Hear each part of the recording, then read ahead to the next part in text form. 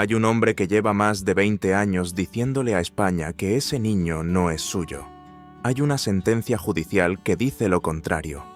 Hay un análisis de ADN que, según él, lo absuelve.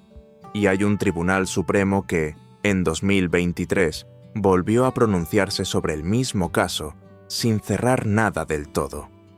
Lo que nadie ha contado es por qué tardó 15 años en someterse a esa prueba. ¿Y qué le pasó a un niño, mientras dos adultos se destruían mutuamente ante las cámaras de Media España? En 2025, Pepe Navarro apareció ante los micrófonos, no para hablar de un proyecto nuevo, no por nostalgia televisiva, no para recordar los años en que su nombre era sinónimo de Telecinco a medianoche, sino para decir, una vez más, lo que lleva repitiendo desde hace más de 2 décadas. La ciencia ha demostrado que ese niño no es mío. Lo dijo con la misma seguridad con la que, a mediados de los 90, conducía Esta noche cruzamos el Mississippi, el programa nocturno más rompedor que la televisión española había visto hasta entonces, cuando tenía el poder de sentar a cualquier invitado frente a una cámara y hacerle las preguntas que nadie más se atrevía a plantear. Cuando su nombre era una garantía de audiencia, de riesgo calculado, de televisión que no pedía permiso. En aquellos años, Pepe Navarro era uno de los rostros más reconocibles del entretenimiento en España. Un periodista que había convertido la provocación en método. 30 años después, sigue sentado frente a una cámara, sin aplausos, sin público entregado, hablando de lo mismo. Y ahí está el problema, porque la frase de un hombre que ha ganado suena distinta a la frase de alguien que todavía pelea. Y después de más de 20 años, de sentencias, de recursos, de análisis genéticos, de entrevistas en platós, de demandas cruzadas, de artículos en El Español y en medios como Infobae España, nadie en esta historia ha ganado nada que le sirva de algo. ¿Cómo es posible que un tribunal español lo declarara padre en 2012? No porque se hubiera probado genéticamente la paternidad, sino porque él se negó durante años a demostrar que no lo era. ¿Cómo se llega a una situación en la que el silencio de un hombre se convierte, por operación de la ley, en una declaración? ¿Y qué significó todo esto para Alejandro, el niño que nació en el centro de este escándalo, cuyo nombre apareció en titulares antes de que pudiera entender lo que significaba ninguna de esas palabras? Esto no es la historia de una paternidad en disputa. Es la historia de 2 personas que convirtieron su ruptura en una guerra de 3 décadas y que, a día de hoy, siguen sin haber encontrado la salida. Para entender cómo se llegó hasta aquí, hay que volver al principio. A la España de los 90, a una televisión que estaba cambiando de forma acelerada, y a 2 personas cuyo encuentro, por un tiempo, pareció encajar perfectamente en el mundo que las rodeaba. Para entender esta historia, hay que entender qué era Pepe Navarro en los 90, no en términos abstractos, sino en términos de peso cultural concreto. Esta noche cruzamos el Mississippi, emitido en Telecinco a partir de 1995, fue un programa que la televisión española no había visto antes, un late night, con vocación periodística, con entrevistas que iban a sitios donde los formatos convencionales del entretenimiento no llegaban, con un presentador que mezclaba la irreverencia con una preparación real. Navarro tenía la capacidad de hacer incómodo a cualquier invitado, no por malicia, sino porque sabía exactamente qué preguntas no debían hacerse y las hacía igualmente. Era un comunicador con instinto, con carisma, con una presencia en pantalla que la cámara amplificaba. En ese entorno, el de los platós nocturnos, los estrenos, los programas de entretenimiento de alto presupuesto que definían la primera mitad de los 90 en la televisión privada española, es donde Ivonne Reyes forma parte del paisaje. Modelo y actriz venezolana, había llegado a España en los primeros años de la década. Tenía proyección, tenía presencia, y se movía en el mismo ecosistema mediático que Navarro habitaba. Los detalles exactos de su relación, cuándo empezó, cuánto duró, cuál fue su naturaleza, son uno de los puntos sobre los que ambas partes nunca han contado la misma versión. Lo que sí existe en el registro público, documentado por la cobertura periodística de los años siguientes, es que hubo un vínculo entre ellos, que ese vínculo fue suficiente para que, cuando Alejandro nació a principios de los 2000, Ivonne Reyes nombrara a Pepe Navarro como su padre. En aquel momento, Navarro lo negó. Eso, por sí solo, no habría sido suficiente para convertirse en un caso que ocuparía décadas de titulares. España había visto muchas disputas de paternidad en el mundo del entretenimiento.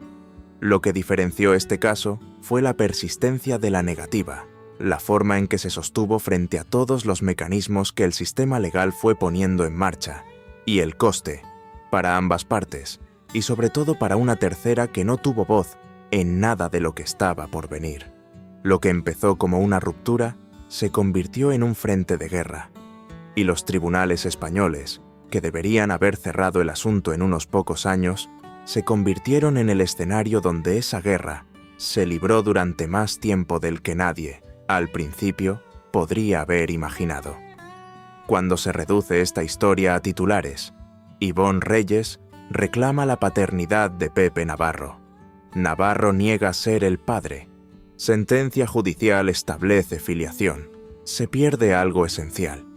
Se pierde la textura humana de lo que existió antes de que los abogados tomaran el relevo. Ivonne Reyes no era simplemente la mujer que reclamó una paternidad. Era una persona que había construido una carrera en un país que no era el suyo, que había trabajado para tener presencia en un mercado mediático competitivo y que en un momento determinado, sea cual sea la versión que uno acepte, tomó la decisión de nombrar públicamente al padre de su hijo recién nacido. Nombrar al padre de un hijo cuando ese hombre lo niega no es una decisión neutral. En la España mediática de principios de los 2000, donde programas como Sálvame y sus antecedentes directos tenían una capacidad formidable para construir o destruir narrativas sobre personas concretas con una velocidad brutal, hacer esa afirmación significaba exponerse. Significaba asumir el riesgo de ser señalada como interesada, como mentirosa, como alguien dispuesta a instrumentalizar a un niño para obtener algo. Ese era el riesgo que corrió. Desde el lado de Navarro, su versión, sostenida con una consistencia que no ha variado en más de 20 años, es que la relación existió, pero que los tiempos no cuadran. Que Alejandro no puede ser su hijo biológico. Que hay una incompatibilidad que él conocía desde el principio, y que el análisis genético, cuando finalmente se realizó, corroboró. Lo que hace difícil esta historia no es determinar quién miente. Lo que la hace difícil es que las dos versiones han coexistido durante décadas, cada una con su propia coherencia interna, sostenida por la persona que la cuenta con una firmeza que el tiempo no ha erosionado. No se trata de una historia en la que uno de los dos se contradijo, cedió, admitió algo que no debería. Ninguno de los dos lo hizo, nunca. Y en ese empate de narrativas, la pregunta que los tribunales tuvieron que responder no fue ¿quién dice la verdad? Porque eso los jueces no pueden determinarlo solo con declaraciones. La pregunta fue, dado que existe la posibilidad de una verificación objetiva mediante análisis biológico, ¿qué consecuencias jurídicas tiene la negativa reiterada a someterse a esa prueba? La respuesta que dio el sistema legal español en 2012 fue una que Navarro no esperaba, o que, si esperaba, creyó poder evitar. Y a partir de ese momento, la historia dejó de ser solo una disputa entre dos personas. Se convirtió en un caso sobre qué puede hacer la ley cuando alguien usa el silencio como escudo. El procedimiento de filiación que Ivonne Reyes inició ante los tribunales españoles avanzó de forma lenta. Los casos de paternidad cuando el presunto padre no coopera pueden dilatarse en el sistema judicial español durante años, especialmente cuando hay recursos, cuando hay abogados hábiles en ambas partes, y cuando ninguno de los dos tiene incentivos para acelerar una resolución que teme. Durante esos años de procedimiento, la vida de ambos siguió trayectorias que se alejaban. Navarro, que había construido su identidad pública en torno a su presencia en el prime time televisivo, fue quedando fuera de la primera línea. La televisión española de los 2000 era un ecosistema diferente al de los 90. Los formatos cambiaron, las cadenas reordenaron sus parrillas, y el tipo de presentador que él había representado, el comunicador de vocación periodística que conducía programas nocturnos de riesgo, encontró menos espacio del que había tenido. Su nombre seguía siendo reconocible, pero la relevancia mediática que había sostenido en los años de "Esta noche cruzamos el Mississippi" pertenecía ya a otro ciclo televisivo. Ivonne Reyes, por su parte, fue asociándose progresivamente al caso mismo.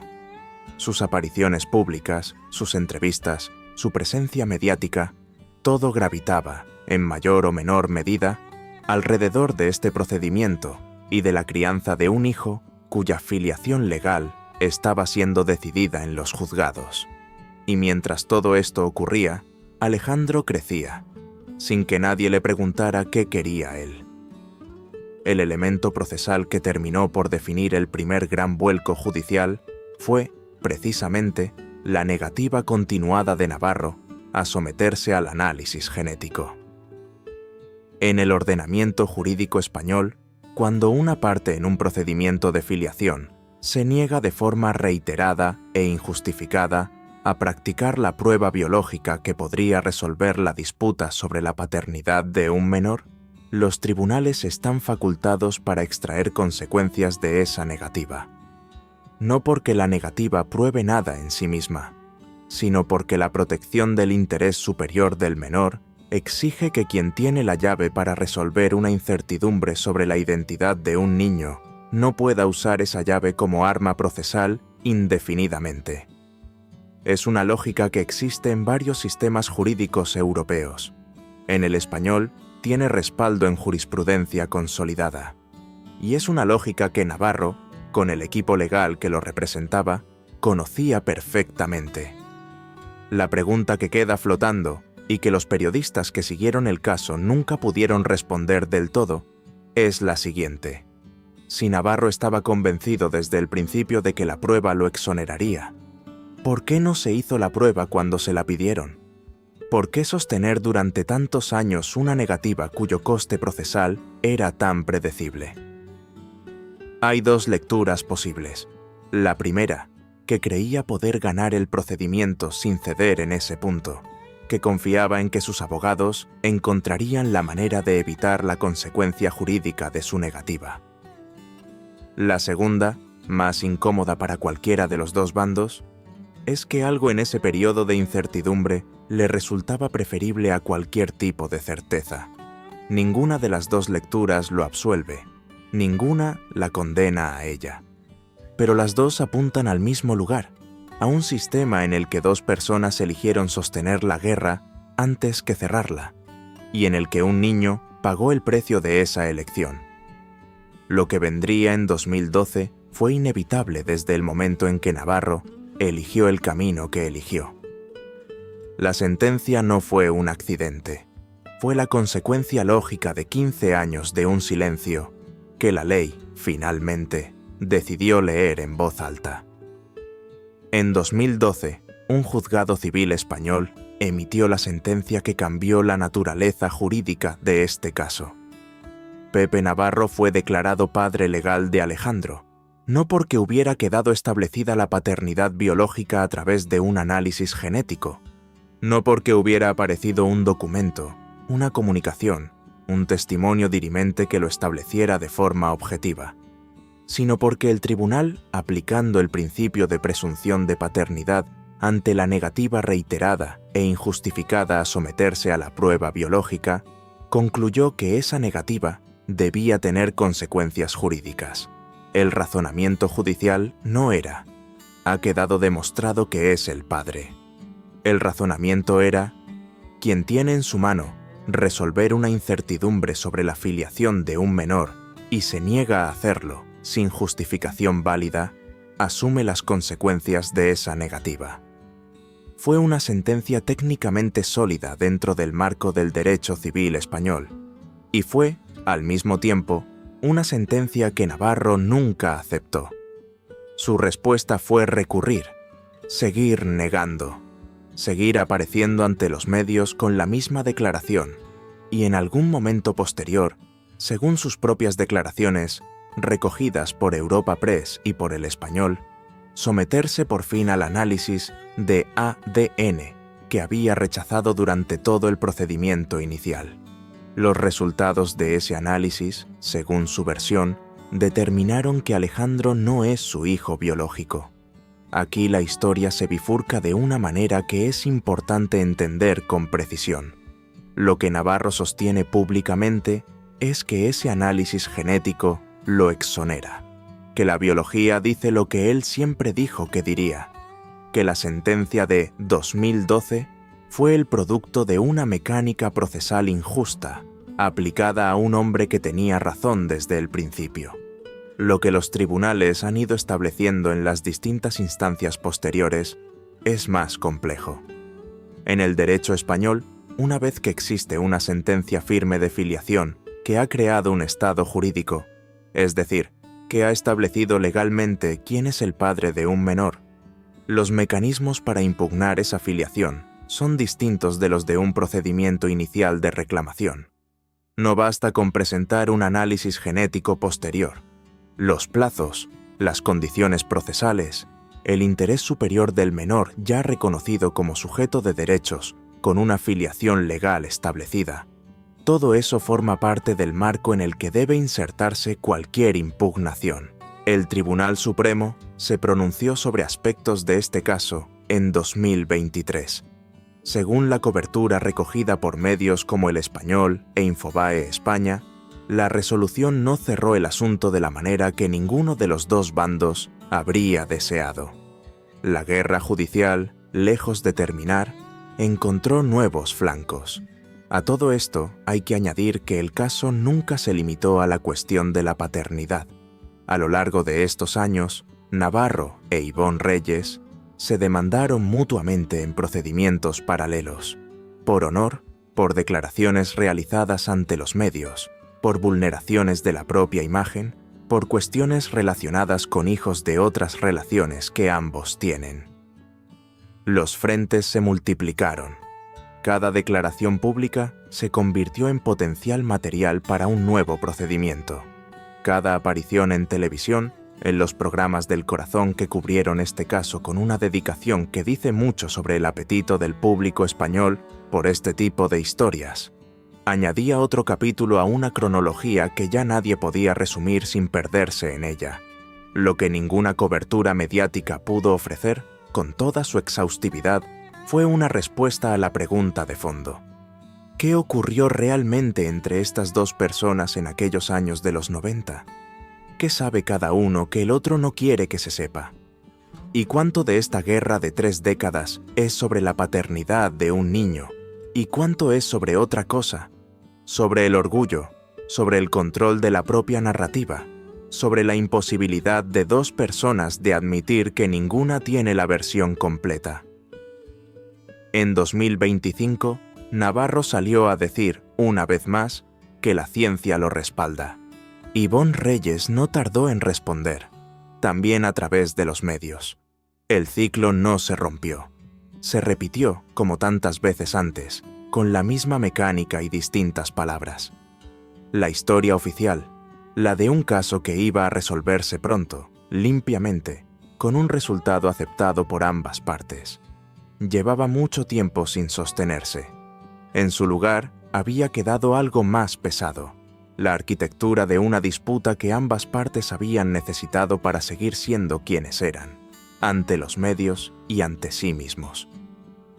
Cuando este caso llegó a los platós de televisión española, y lo hizo repetidamente, durante años, en los formatos del corazón que son el gran teatro público de la vida privada de los famosos en España, ocurrió algo que merece atención separada.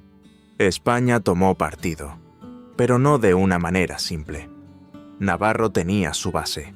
los que creían que había sido víctima de una trampa procesal, que la sentencia de 2012 era una aberración jurídica, que un hombre no debería ser declarado padre por negarse a una prueba cuando esa negativa podría tener razones que no eran las que se le atribuían. Para ese sector, él era la historia del sistema legal usado como arma. Ivonne Reyes tenía la suya.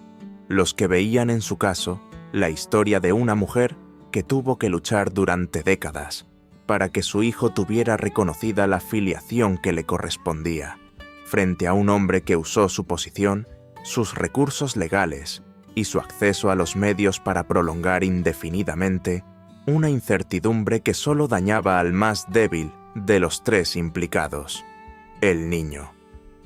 Ninguna de las dos lecturas es completamente falsa.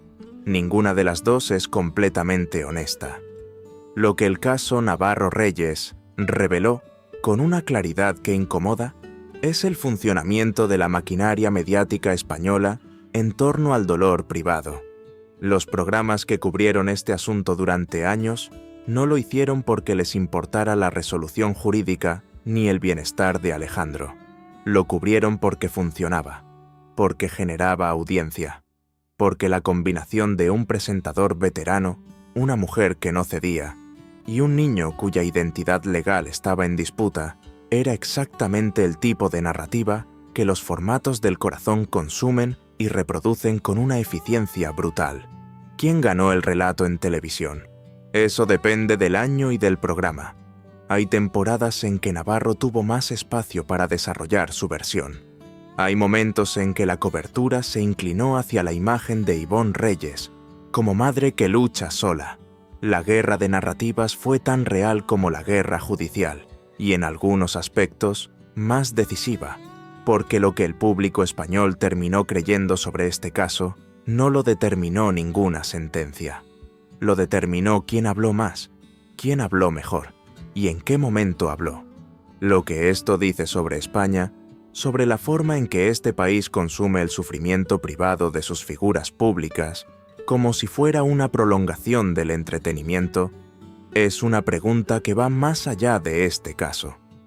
Pero este caso la formula con una urgencia particular, porque aquí no solo estaban en juego la reputación de dos adultos que eligieron librar su guerra en público, estaba en juego la identidad de una tercera persona que no eligió nada de esto.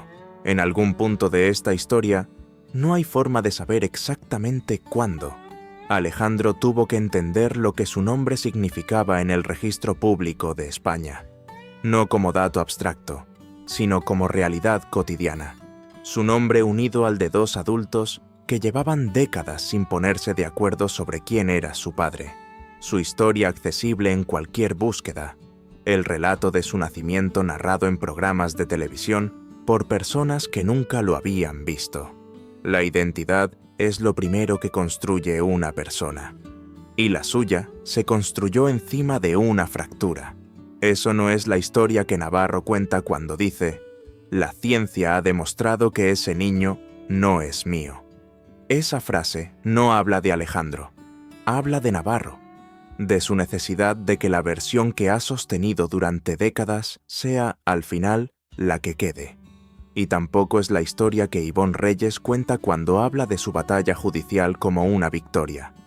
Porque una victoria legal que no se traduce en certeza emocional para el niño en torno al que giró todo, que no resuelve la pregunta de fondo, solo la aplaza, no es el tipo de victoria que cierra nada.